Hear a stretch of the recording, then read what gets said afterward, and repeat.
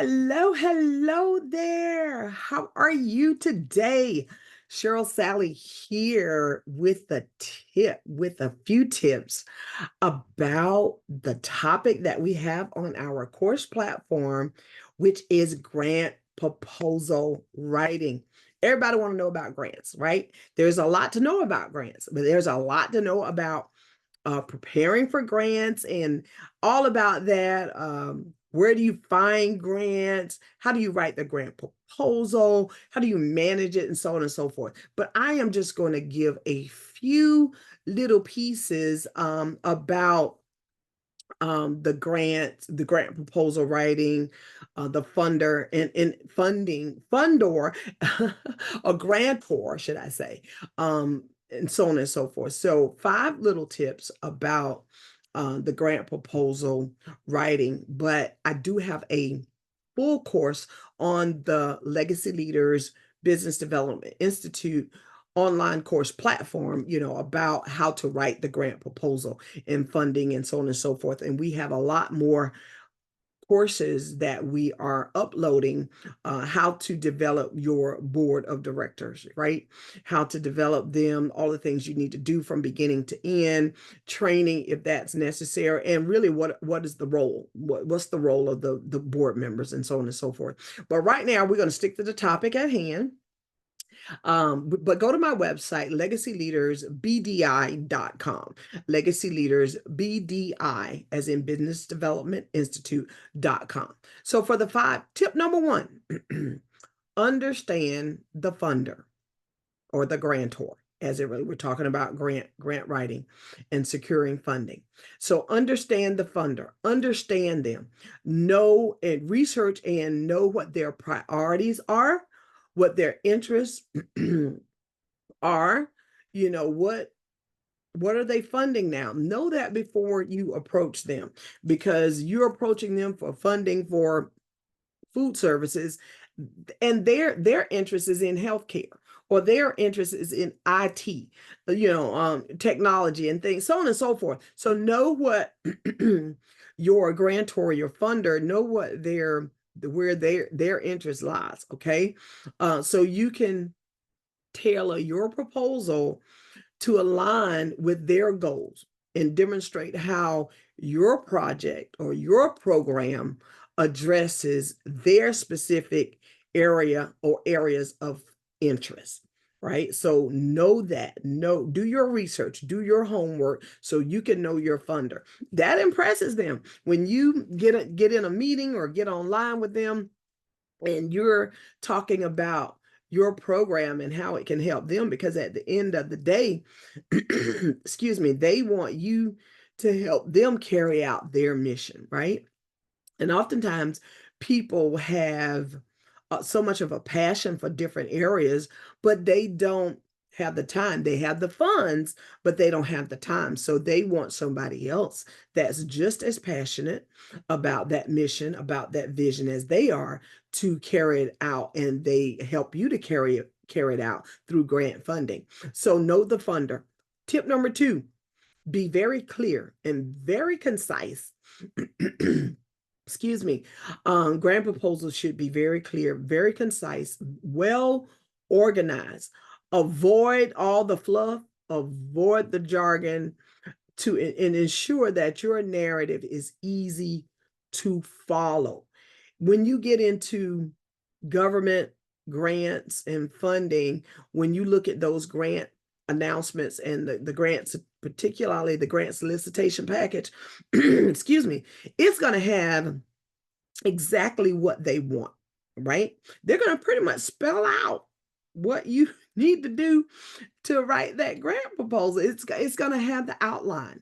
So most of the time when you're talking about the larger funders and organizations and grantors, it's pretty well laid out as to what they want, when they want it, how they want it, what they need to happen in the program. So you write a very clear grant proposal, very concise, very organized as to who you are, and I'm getting into my course, into my instructions, but and it's so easy for me to do because I'm passionate. I love talking about the things and about the topics that I know might help you. I don't know everything, but I have done quite a bit over 38 years. So I know enough to get you started, that's for sure, in a lot of different areas, grant proposal writing being one of them.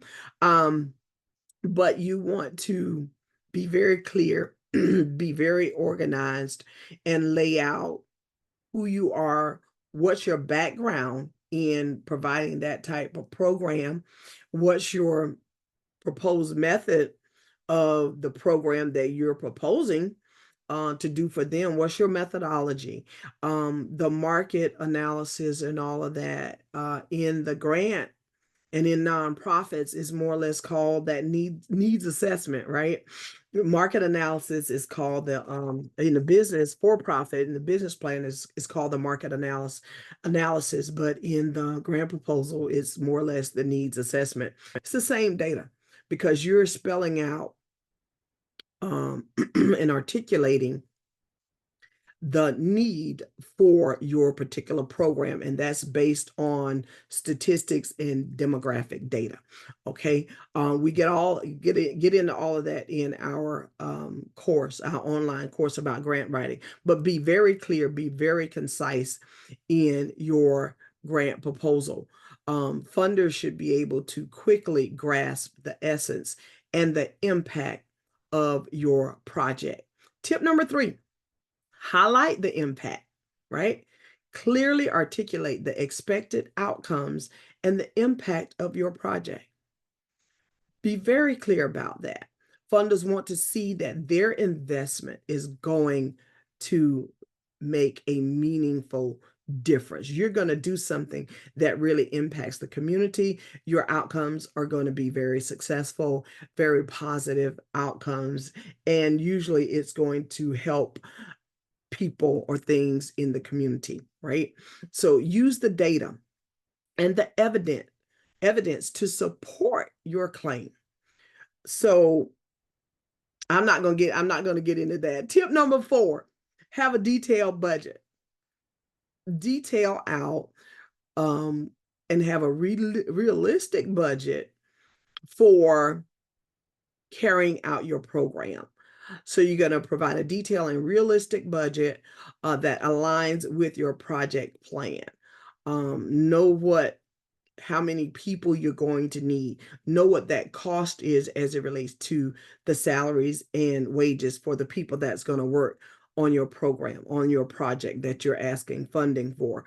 Know what materials you're going to need. Know what the equipment needs are. If you need space, all of those, the full budget, because everything we do in business, whether it's for profit or nonprofit, there's a price attached to it. Everything we do in business, there's a price attached to it. Even time, the time it takes me to record this video, if I was charging someone, it's a price attached to that. So everything we do, even though you might be doing it for free, it still could have a price. There's a price attached to your time, so on and so forth. So develop a great budget for how you're planning to carry out that program, what you're planning to do, everything that's involved in carrying out that program. Do your detailed budget. Travel, travel budget. If that program is going to require that you or your staff travel out of town, out of state, out of country, get all of the traveling cost. All of that goes into the budget and the budget narrative. Sometimes you have to explain what that cost is, and what, for instance, you might hire contractors to work on your project or your program. Then explain that you're going to need X number of contractors with this expertise, and their hourly rate is this, or their project total is this, and how the use of them and those funds, how that will impact the program. Okay, so it will make it effective with positive impact. So a detailed budget listing all of your costs, and sometimes a budget narrative is required for the line items in your budget. Tip number 5, follow the guidelines. So when you talk about if you're responding to government grants, then usually they're going to have the guidelines always are going to be there for what you need to do to adhere, what you need to do to successfully carry out and execute your program under their authority with that agency or organization or entity. So you need to know the guidelines and follow the guidelines, adhere to the funder's guidelines and submission requirements. Okay. They will usually, and I go back to government grants because I've done quite a few of those.